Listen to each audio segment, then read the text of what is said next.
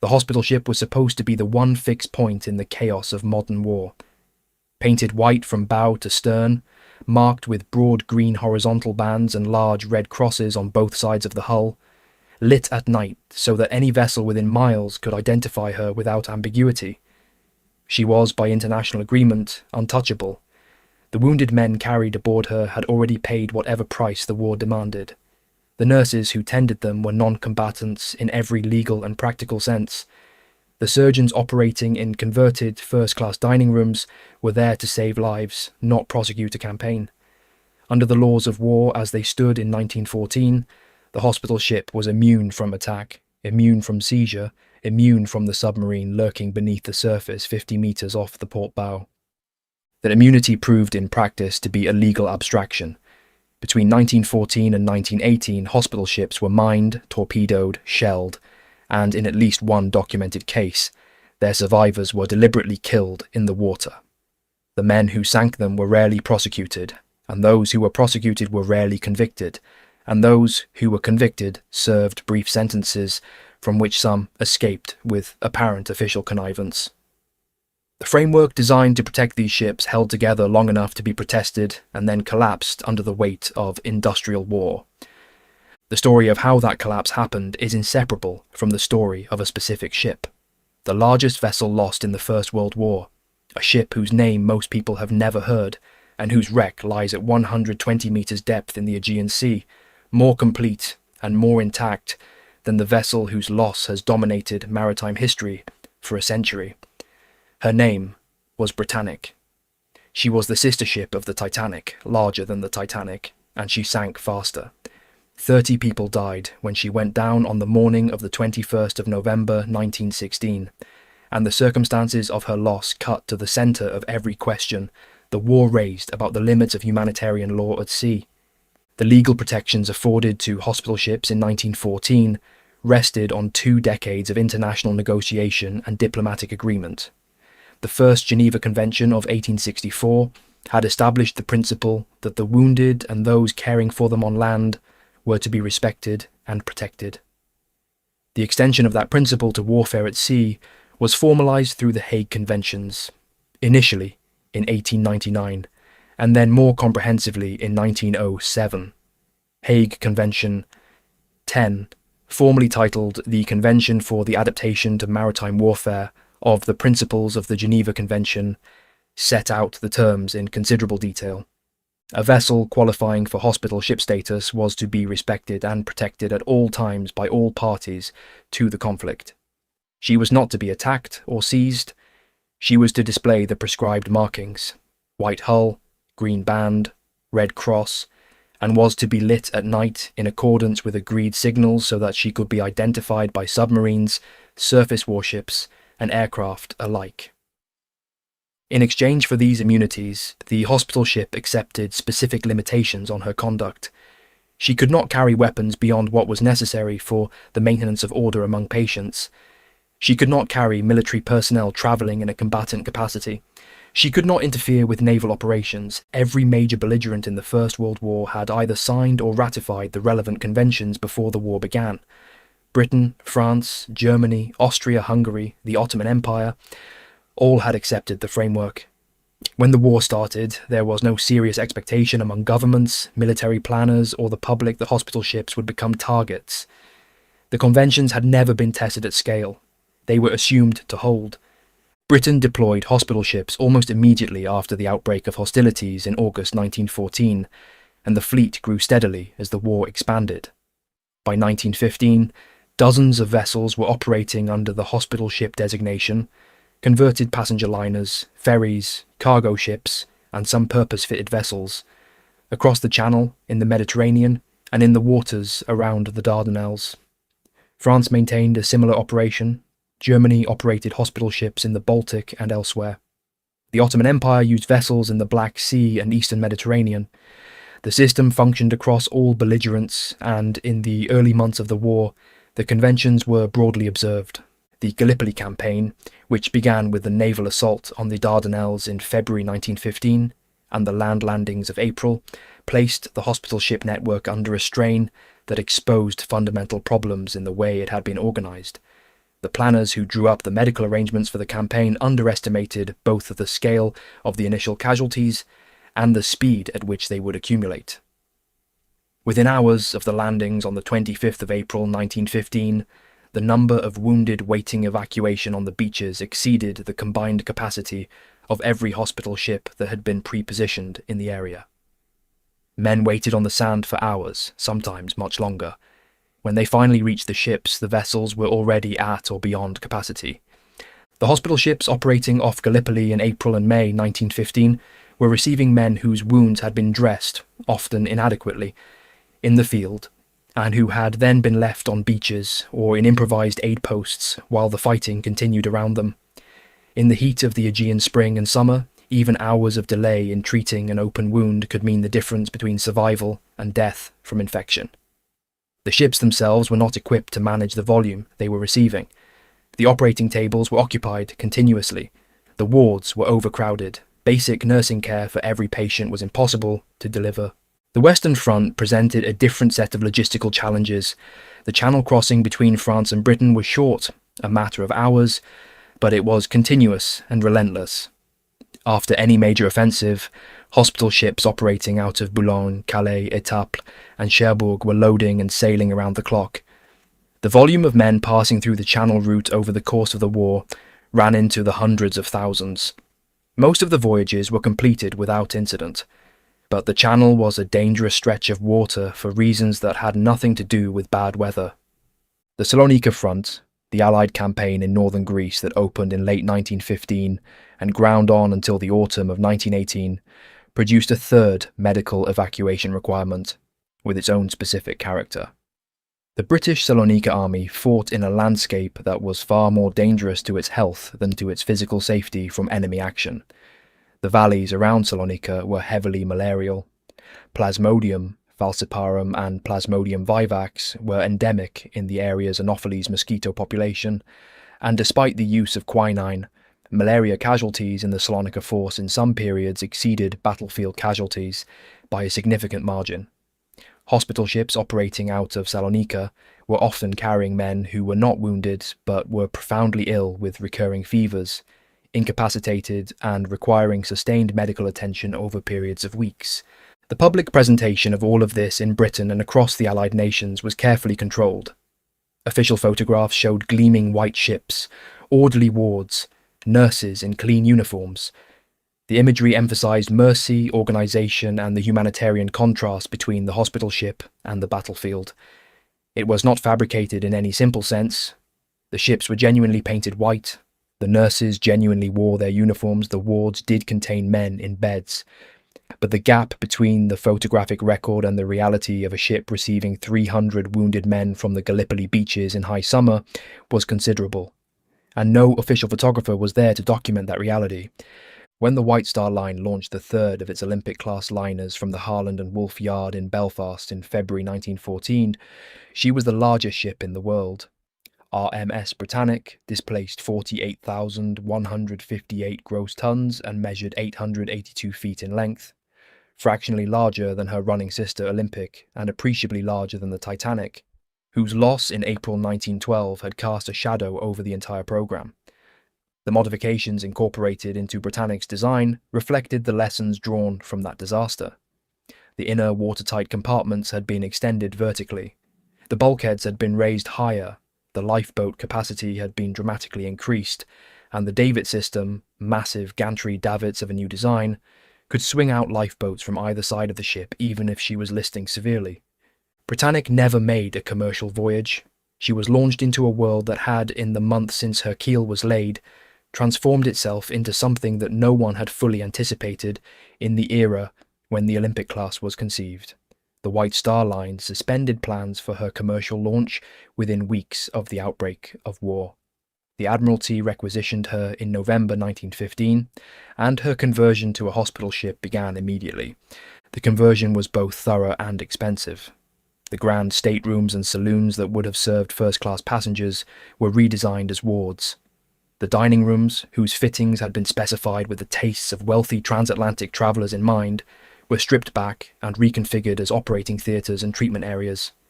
Tiered berths were installed throughout the hospital spaces. medical equipment, surgical instruments, pharmaceutical stores, and the full range of supplies necessary to operate a large floating hospital were loaded and stowed.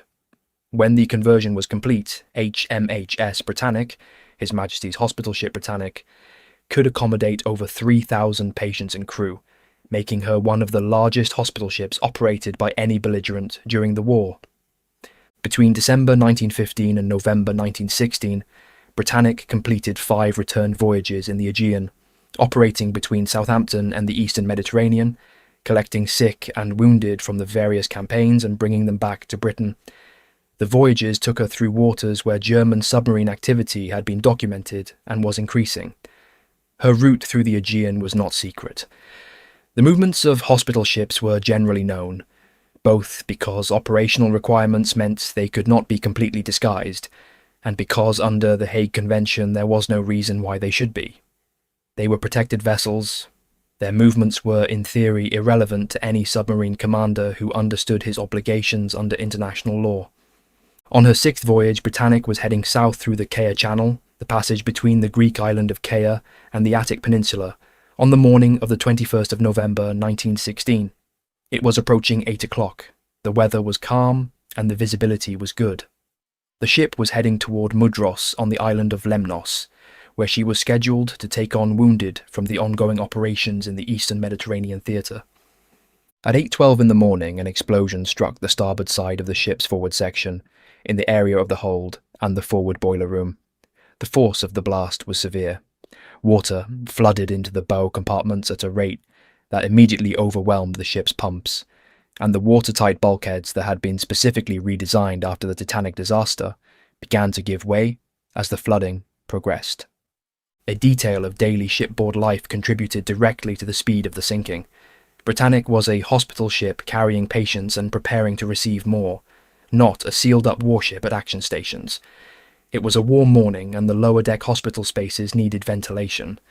The portholes on those decks had been opened to air the wards. As the bow began to settle under the weight of incoming water, those portholes went beneath the surface. Water entered through them in large quantities, adding catastrophically to the flooding already taking place through the damage forward. The combination turned a serious situation into an irrecoverable one. Britannic sank in 55 minutes. The Titanic had taken 2 hours and 40 minutes. The difference lay partly in the open portholes and partly in the nature of the initial damage. The ship settled onto the floor of the Key Channel at a depth of approximately 120 metres. Her hull largely intact, her wards still fitted out as they had been when she went down. 30 people died. Given the speed of the sinking and the size of the ship, the relatively low death toll was a result of calm weather, proximity to shore, and the survival of most of the ship's lifeboats. More than 1,000 people were rescued. The explosion was caused by a mine.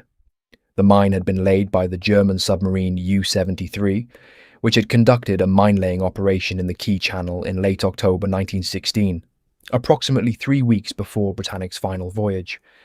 The same mine-laying operation accounted for the French cruiser Miaulis and the French transport Beurre de Gala during the same general period.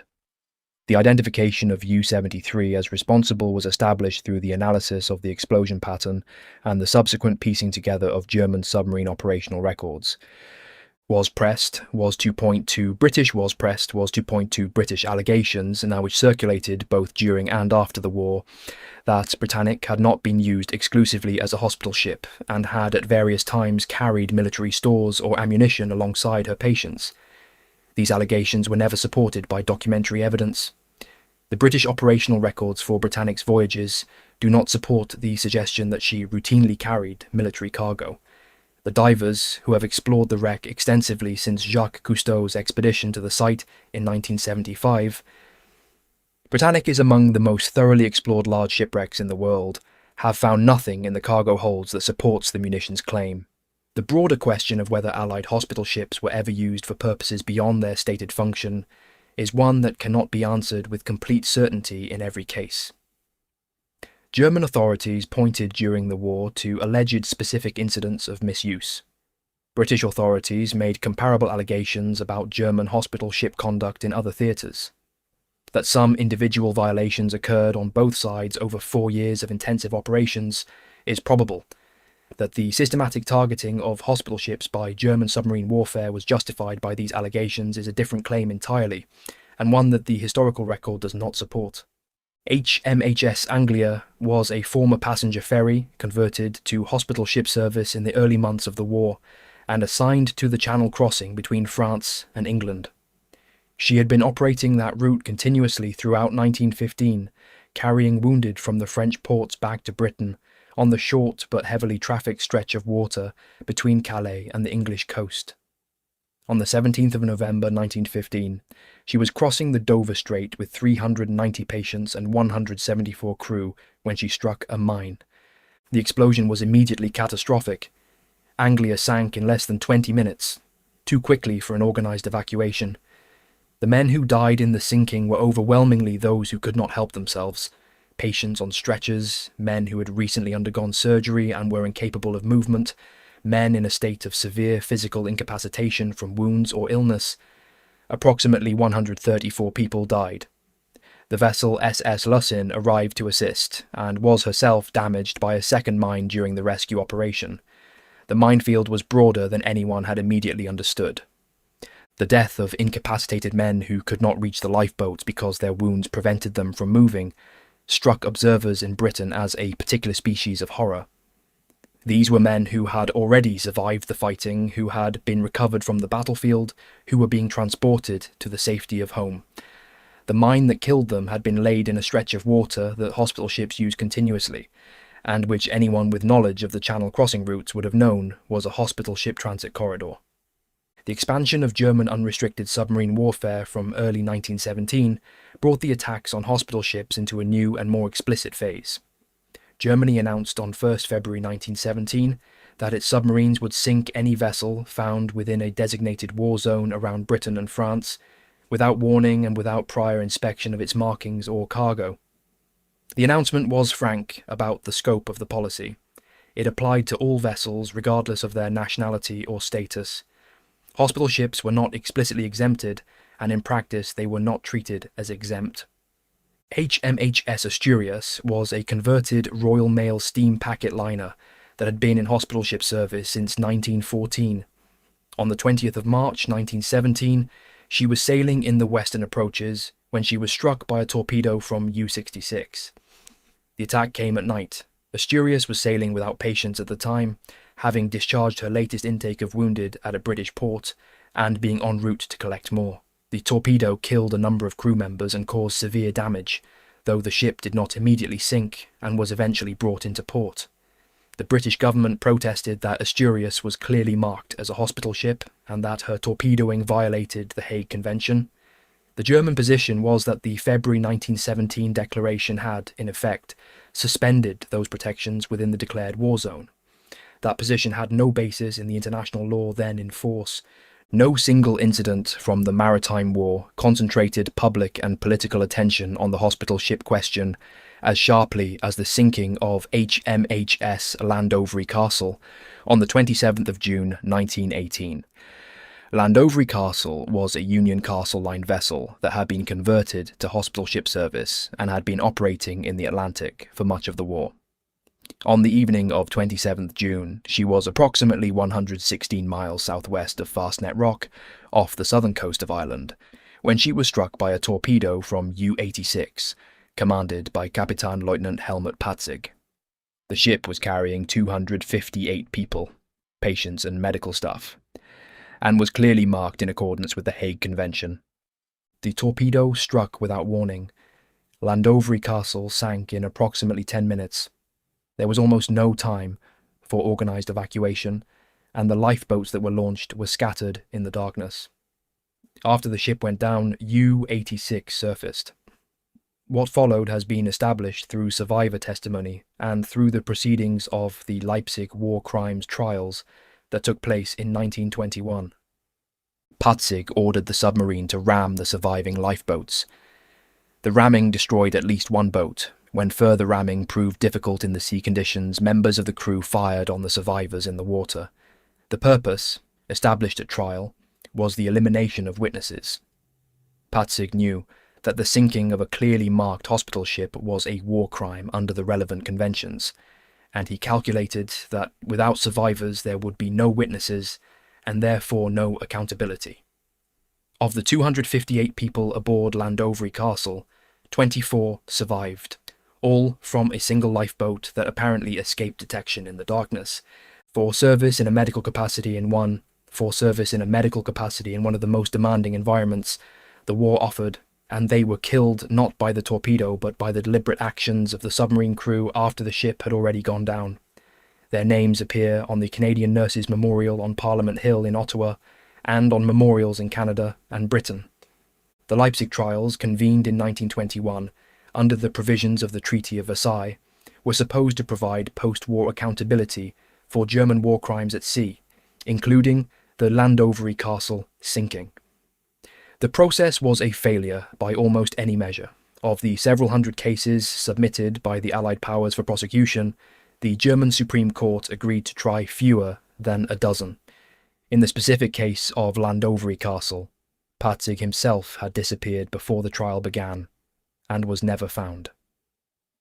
Two of his officers, First Lieutenant Ludwig Dithmar and First Lieutenant John Bolt, were tried and convicted of failure to prevent the war crimes committed against survivors. Each received a sentence of 4 years. Both subsequently escaped from custody, apparently with official assistance, and the German government made no meaningful effort to recapture them. The RMS Leinster was not a hospital ship. She was a Royal Mail packet steamer operating the regular service between Holyhead in Wales and Kingstown, now Dunlogair, in Ireland, carrying mail, civilian passengers, and military personnel on a route that had no significant military function.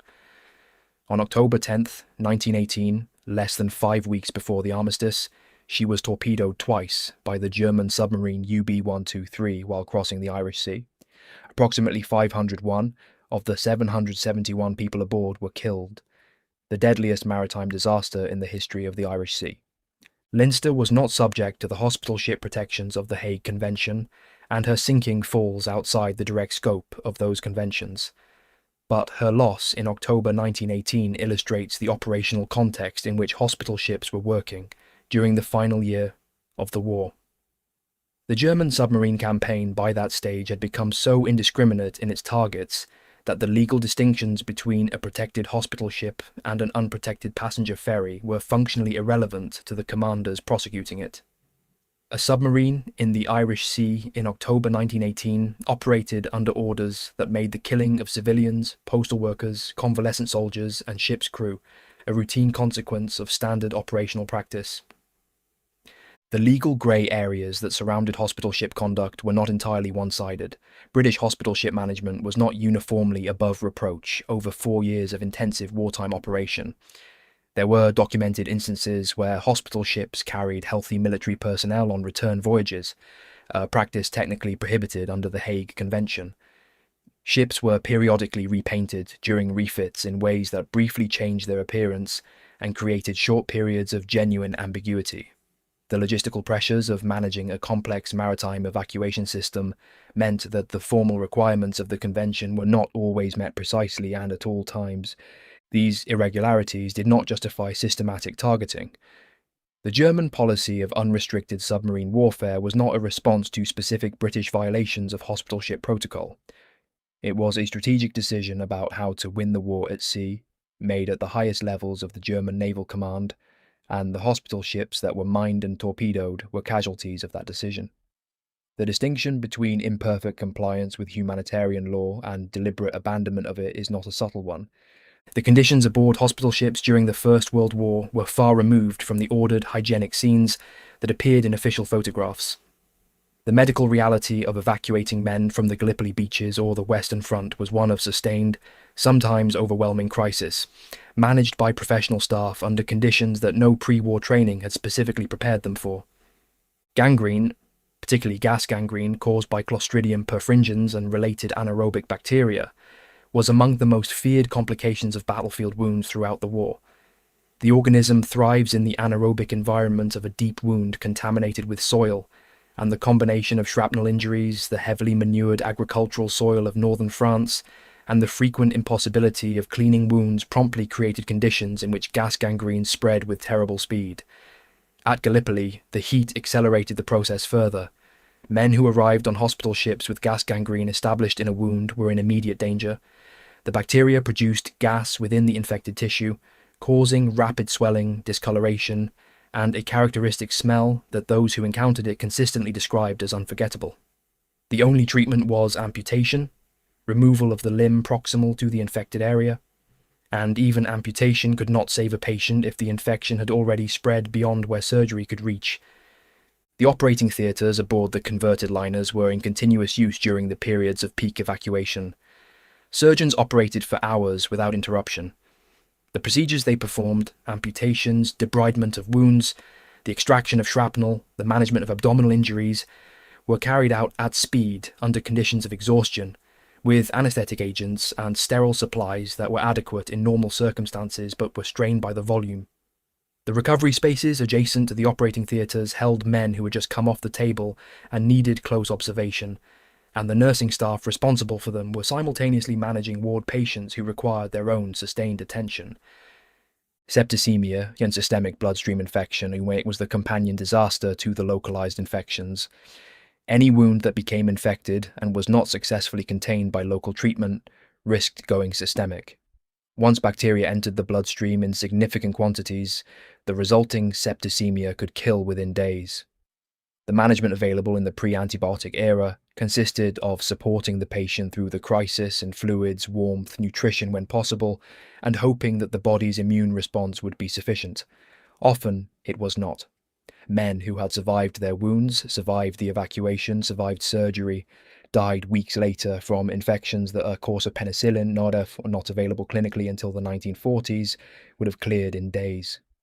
Dysentery spread through the Gallipoli force from early in the campaign, carried by flies, contaminated water, and the impossibility of maintaining sanitation standards in a beachhead under fire. The men evacuated from Gallipoli for dysentery were often in a state of severe physical depletion. Chronic diarrhea, dehydration, inability to retain food or water, the condition could reduce a man to near helplessness in a matter of days. These patients required a different kind of nursing attention from the surgical cases, but they required no less of it, and they competed for space on ships that were already handling more patients than their converted layouts had been designed for. The Salonika campaign's malaria problem was, in scale, one of the largest medical crises of the entire war. The Anopheles mosquito population in the Vardar and Struma valleys made the British Salonika army one of the most heavily infected forces in the conflict. Quinine was the only prophylactic and treatment available, and while it suppressed the acute symptoms of infection, it did not cure the underlying condition. Men who contracted malaria in Macedonia could expect recurring febrile episodes for months or years afterward. Hospital ships operating out of Salonika spent much of their time carrying patients whose condition would continue to fluctuate long after they reached British shores. Ventilation on converted hospital ships was a recurring practical problem, particularly in the lower deck spaces where the tiered berths for patients had been installed in what had previously been cargo holds or third-class accommodation. These spaces had not been designed for occupation by large numbers of incapacitated people in warm climates. The air quality deteriorated under the combination of body heat, the proximity of open wounds, and the limited airflow that the ship's ventilation systems could provide at the lower levels. The open portholes on Britannic on the morning of her sinking were a direct consequence of this problem. The medical staff had opened them to get air into the wards. Preventing cross-infection between patients with different conditions, between men with infected wounds and men with enteric diseases, for example, was recognised in principle as important but was difficult to maintain in practice when ships were overloaded and the available accommodation had not been subdivided with infection control in mind. Nurses and orderlies moving between different patient areas could carry bacteria from one ward to another, and without the personal protective equipment that would later become standard in clinical infection control, the risk was inherent in the work. The psychological condition of patients aboard hospital ships has left a less systematic record than the physical medical conditions, but it was a real part of the shipboard environment. Men who had survived intense combat and the noise, the physical stress, the sustained proximity to death, found themselves in a space that was neither the battlefield nor home. The ship was moving through waters where submarines operated. The men in adjacent berths were sometimes dying. The relief of having survived the fighting was overlaid by pain, by the shock of severe injury, by the knowledge that the voyage was not yet over and the destination not yet certain. The nurses who worked those wards recorded in diaries and letters a picture of men who were not merely physically damaged but profoundly disoriented by the full weight of what had happened to them. The nursing staff of the hospital ships came primarily from two organisations that were formally distinct but functionally complementary by the middle years of the war. Queen Alexandra's Imperial Military Nursing Service, the QAIMNS, was the professional military nursing corps, named for Queen Alexandra, who had maintained a personal interest in its development. Its members were trained nurses who had passed through civilian nursing programs before joining the military service. They carried a formal rank structure: matron-in-chief, principal matrons, sisters, staff nurses, and were subject to military discipline. The senior nursing officer on a hospital ship typically held the rank of matron and carried administrative responsibility for the entire nursing complement.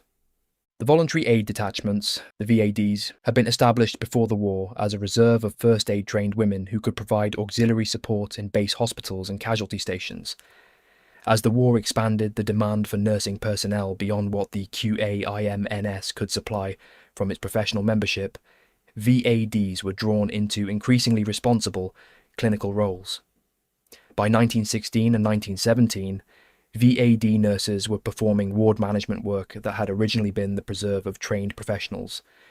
The tensions between the two groups, the career military nurses who had spent years in training and the often highly educated civilian volunteers who had arrived with basic first aid qualifications, are documented across the personal accounts of the period and reflected broader tensions in British professional life that the war was forcing into the open. The physical demands on nursing staff aboard hospital ships were substantial. Shifts of 12 hours and more were common. Moving, washing, and caring for men who were large and often entirely incapacitated required sustained physical effort that wore on the body over days and weeks at sea. The emotional strain of working continuously in close contact with severe suffering and death, watching men die from wounds and infections, writing the letters that could not be sent until the ship reached port, maintaining a professional composure through circumstances that most people never encounter at any point in their lives, is documented across the personal record that nurses left. The casualty rate among nursing personnel serving aboard hospital ships was not negligible. Women who survived a sinking faced the same conditions as any other survivor in the water: cold, exhaustion, the difficulty of reaching a lifeboat in the dark, the physical demands of keeping afloat while wearing a uniform that was not designed with swimming in mind. The 14 Canadian nursing sisters who died on Llandovery Castle were not the only medical personnel killed in hospital ship sinkings. They are the most specifically remembered, in part because of the documented deliberateness of their killing, and in part because of the particular attention that Canadian institutions paid to their commemoration in the years following the war. The medical orderlies of the Royal Army Medical Corps provided the practical physical labour of ward care, moving stretchers, maintaining cleanliness, assisting during surgical procedures, providing the basic care that the ratio of trained nurses to patients made it impossible to deliver individually to every man in a large ward. The orderlies were overwhelmingly drawn from men who had been assessed as medically unfit for frontline service, men with conditions that prevented them from serving as infantry but not from the physically demanding work of hospital support. They were not celebrated in the way that nurses sometimes were, and the personal record they left is thinner, but the functioning of the hospital ship system depended on their work as directly as on the surgeons and nursing sisters. The failure of the Leipzig process to deliver accountability for the Llandovery Castle sinking and for the broader pattern of hospital ship attacks established a precedent that extended beyond the specific cases tried. The Treaty of Versailles had adopted the principle that war crimes would be prosecuted by German courts, rather than by an international tribunal, a concession made to German resistance to the idea of an external judicial body, and the result was a process that lacked both the political will and the institutional independence necessary to prosecute the cases brought before it seriously. The sentences handed down in the handful of cases that were actually tried were, with rare exceptions, inadequate to the gravity of the offences. The escaped convicts from the Llandovery Castle case were never recovered. Patzig himself was never found and never tried. The laws of war that were supposed to protect hospital ships in 1914 had been written for a different kind of conflict. The Hague Conventions were the product of late 19th century thinking about warfare. Warfare conducted primarily between armies in the field, by professional soldiers, according to established military customs that included the recognition of non-combatant status for the wounded and for those who cared for them. The conventions assumed a level of good faith between belligerents, a shared interest in limiting the scope of warfare to what was militarily necessary, and a military technology that allowed belligerents to distinguish between protected and unprotected vessels before attacking them. All three of those assumptions were tested to destruction by the First World War. The submarine was a weapon that the conventions had not specifically addressed because it had not existed in significant numbers when the relevant agreements were drafted. The rules applied to submarines were adapted from the cruiser rules that govern surface warship conduct, requirements to stop, search, and ensure the safety of a vessel's crew before sinking it. These rules were essentially unworkable for submarines. A submarine that surfaced to conduct a search was vulnerable to ramming by any vessel of sufficient size. A submarine that attempted to ensure the safety of a merchant ship's crew before sinking her required facilities, for taking prisoners, for escorting lifeboats, that it simply did not possess. The cruiser rules applied to submarine warfare required individual commanders to accept tactical disadvantages and physical risks that made compliance operationally difficult to sustain. Germany's response to this practical problem was to develop unrestricted submarine warfare. The doctrine that any vessel found within a declared war zone was subject to being sunk without warning and without prior verification of its status.